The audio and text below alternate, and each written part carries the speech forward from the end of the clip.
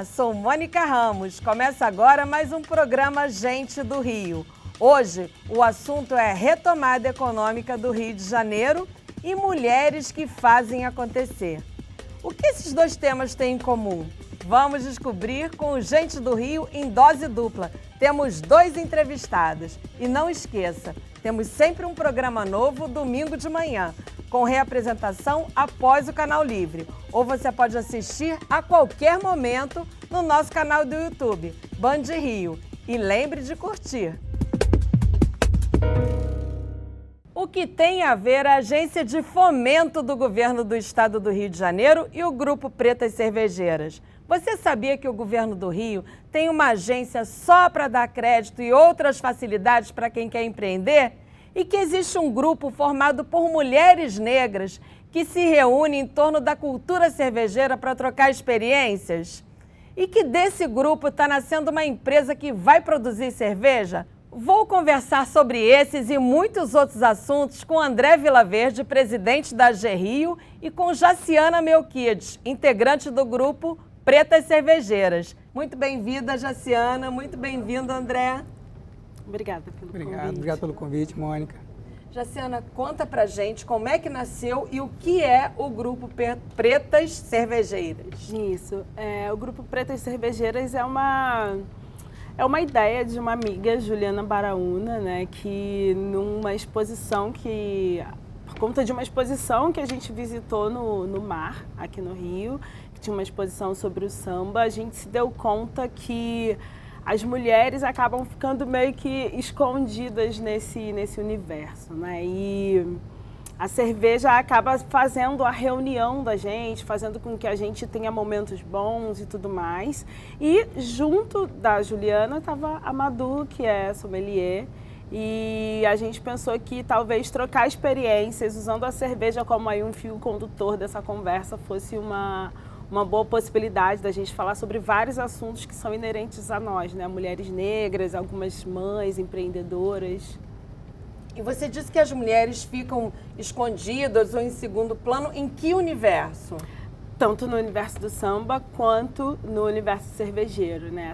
Essas são as questões que pautam o nosso trabalho. É que a cerveja é uma bebida tida como masculina, né? Exatamente. Masculina e em grande medida também branca, né? Então a gente tem discussões que vão falar sobre desde questões raciais até questões de gênero, tendo a cerveja como uma possibilidade da conversa. Muito legal. André, e a AG Rio? Como é que ela funciona? Como é que ela dá crédito? Para quem ela dá crédito? Para quem ela serve? São pequenos empresários ou vai do pequeno ao grande? Como funciona? A AG Rio ela é a agência de fomento do Estado do Rio de Janeiro, né? Uma empresa pública que tem o governo do Estado como seu sócio majoritário. A gente trabalha com recurso público, né? Tanto próprio nosso, quanto do repasse do BNDES, FINEP para inovação. A gente tem um repasse da FAPERJ agora com subvenção e a gente tem o microcrédito, que é o nosso carro-chefe atualmente. Então a gente trabalha desde aquele microempreendedor que não tem uma atividade formal, ele não tem o CNPJ, não tem o CPF, a gente atende ele até as médias e grandes empresas. A gente trabalha então desde os R$500 até R$30 milhões. Depende do perfil, a gente avalia e está sempre emprestando. A gente hoje, esse ano, a gente faz 20 anos de AG Rio e a gente vem nessa tarefa, né, de tornar a AG Rio mais conhecida e ter mais capilaridade no estado todo. Vocês estão aí para ajudar grupos como, por exemplo, as Pretas Cervejeiras, né? Elas estão em processo de abrir empresa, de prestar consultoria e outras coisas, e são dois pedaços, duas pontas, né, do desenvolvimento do Rio de Janeiro muito importante. Sim. Jaciana, eu queria falar com você o seguinte: a mulher negra, a gente já conversou isso aqui várias vezes no programa Gente do Rio, para a mulher negra, muitas vezes empreender não é uma opção, é a única forma. Exato. Porque não encontra espaço no mercado formal de trabalho, então o jeito é empreender. Como é que você acha, você já tinha ouvido falar da AG Rio, como é que você acha que a AG Rio pode ter uma parceria e ajudar tanto a vocês quanto outras mulheres negras nessa empreitada?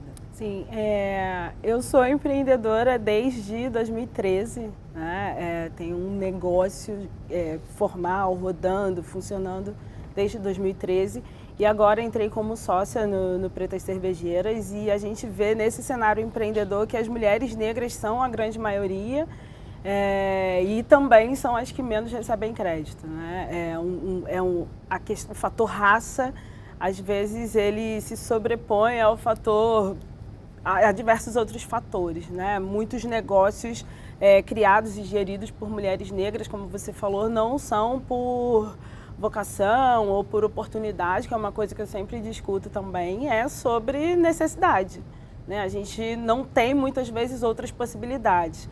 Então, acho que essa iniciativa, né, que olha para esse público mais específico, que tem muitas dificuldades de conseguir crédito via banco ou outras instituições, fomentaria de um jeito muito positivo mesmo os negócios no Rio de Janeiro, que, principalmente depois da pandemia, se tornaram assim, a fonte principal de renda de grande parte das mulheres empreendedoras que eu conheço, por exemplo.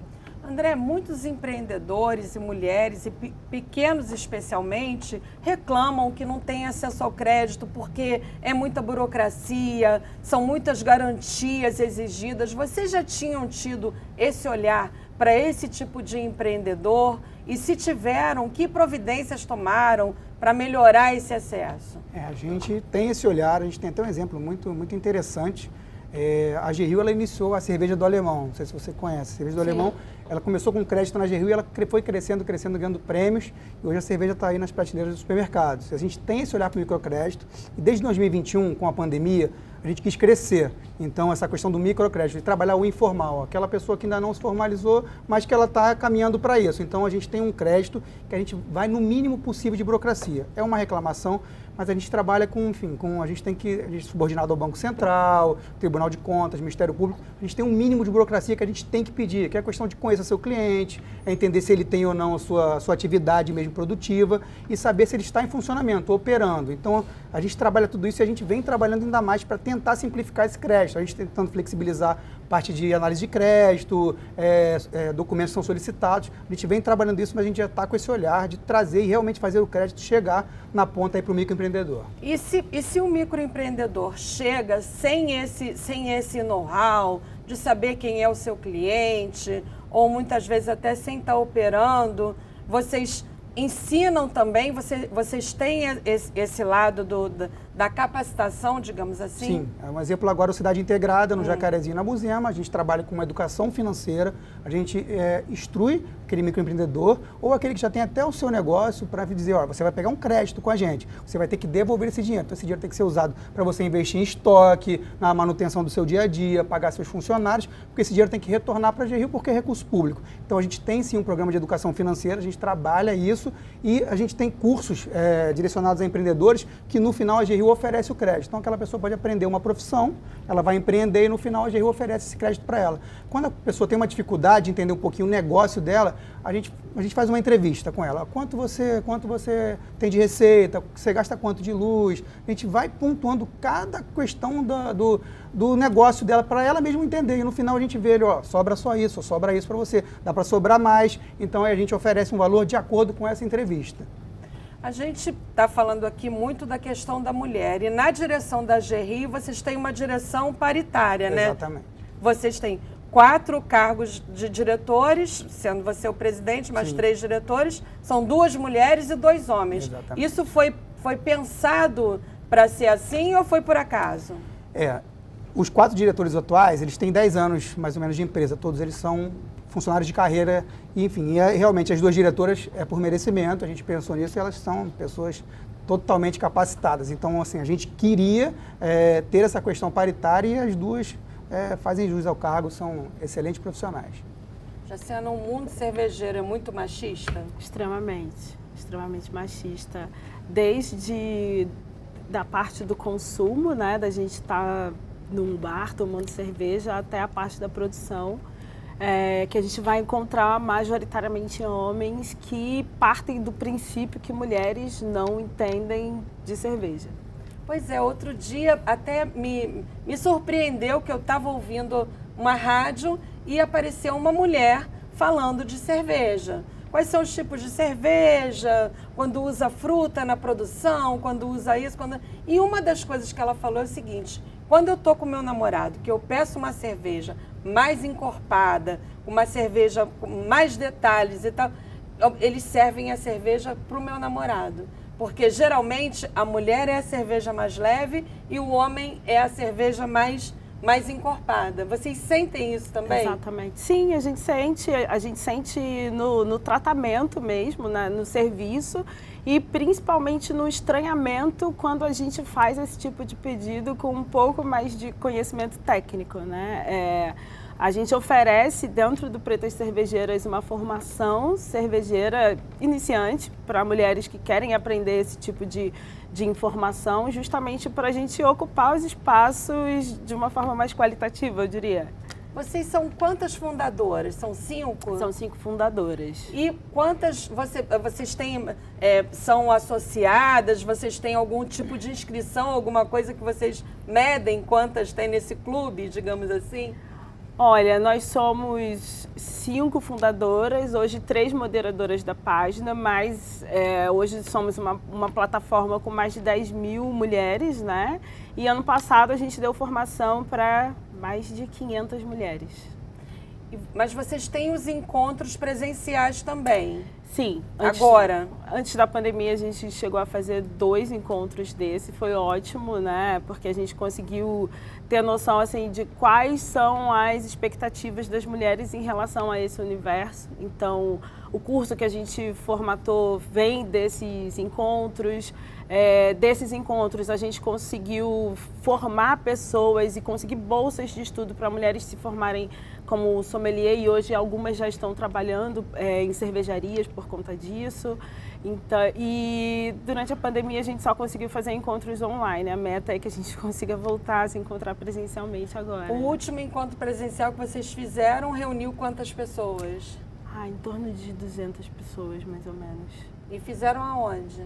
A gente faz sempre num bar aqui no centro. Bar para receber 200 pessoas? A rua fica lotada, é um encontro incrível, muito bom mesmo. 200 mulheres, então. Sim, sim. Muito legal.